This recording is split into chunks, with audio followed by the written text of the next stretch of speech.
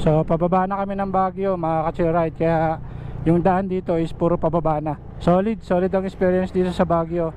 Tsaka maganda yung nakuha namin transients. Napakabait ni kuya na gano sa amin. Tsaka si ate Gemma yung nag-assist para makuha namin yung transients na yon. So yan, pag kumaliwa ka dyan mga ka-chill ride, yan na yung papuntang La Trinidad, Benguet.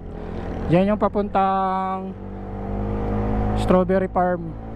Diyan kami dumaan kahapon nung papunta kami Strawberry Farm. Pero sabi ng coding yung natin, yung plaka natin. Kahit MB file yung number, basta dulo ng number, coding, may coding pa rin yung mga MB file. Ano lang kasi, holiday kasi ngayon, December 26. Kaya nakalip yung coding. Pero kapag hindi holiday, so kailangan i-check nyo yung nyo rito, yung dulo ng plate number nyo, kasi may coding kasi rito. Kahit MB file number yung plaka nyo, basta yung dulo ng number. Sarap magmotor sa Baguio. Burnham Seat, yan ang maganda, sikat na sikat, Burnham Seat. So ito yung Cathedral,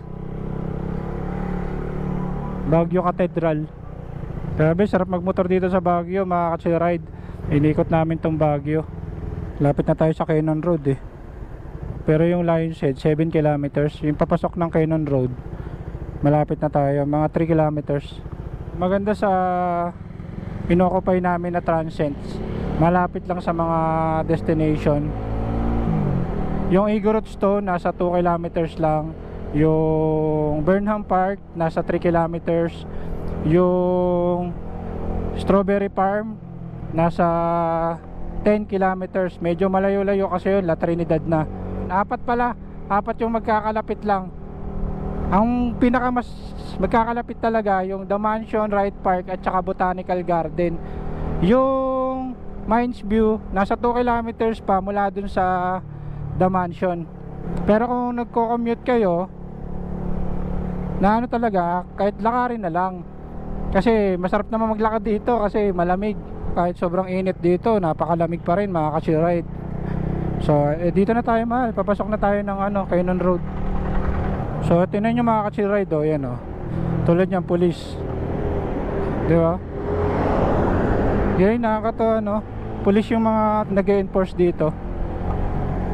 So ito na yung pinaka Cannon Road mga ka-chill ride.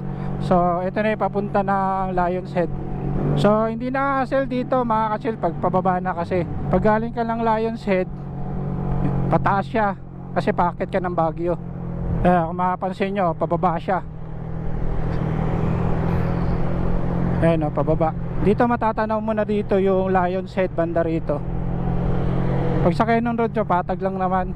Ingat lang talaga sa paliko-liko, kasi may mga kahit pa paano may mga nag-overtake pa rin sa mga pa-curb.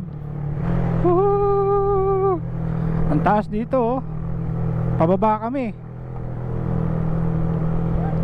Dito mahirap kapag traffic nakapataas, kailangan dire-diretso yung takbo mo para hindi ka ma-out balance.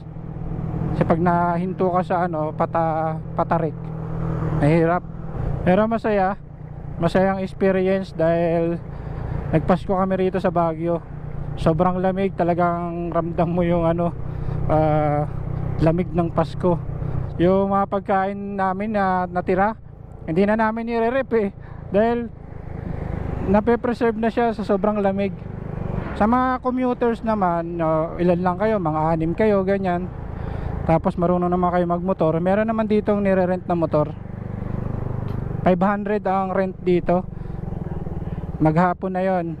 Basta dito lang yan sa Baguio. Malayo pa ng Lions Head mula dun sa pinaka city proper ng Baguio.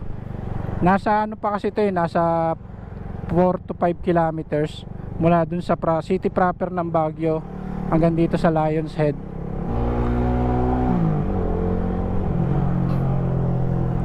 Ayan mga packet ng Baguio, December 26. Ang daming umaakit sa Baguio. Mga magno-New Year na sa Baguio yan, mga yan.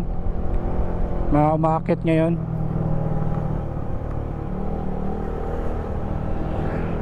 Dito yung checkpoint to. So kapag sarado tong Cannon Road, ito yung checkpoint. Hanggang dito ka lang kapag ito, Cannon Road viewpoint. Ayos ah. Okay tayong Lion's Head dito mga ka-chill, nasa baba. Kaya sobrang taas pa namin dito.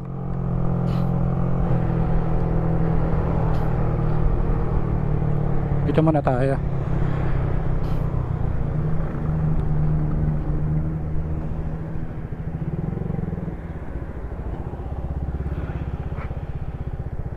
Grabe. Taas. Yun yung Lion's Head mga ka-chill ride oh. Nakikita nyo yung Lion's Head. Tapos nandito pa kami sa taas. Grabe, napakataas. Oo, doon pa sa pinaka city proper ng Baguio. Tapos yung Lion's Head no, nasa baba. Nakikita nyo doon traffic, packet ng packet ng Baguio. Grabe oh. Yung pinagpwestuhan namin doon mga ka-chill ride, napakataas. Ito hanggang ngayon pababa pa rin kami oh. Dami mga nakapark na turista mga ka-chill oh. Yan yung sa may Lion's Head. Tarik mga ka-chill oh. Pero ayan oh, Lion's Head. Woohoo, Lion's Head. Yan oh, bye bye Baguio. Baguio, paalam. Baguio unlock.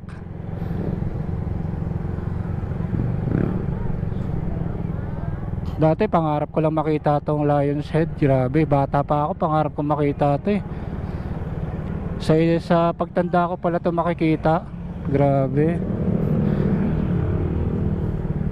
Solid. Paalam Baguio. See you next ride, Baguio City. Peace out.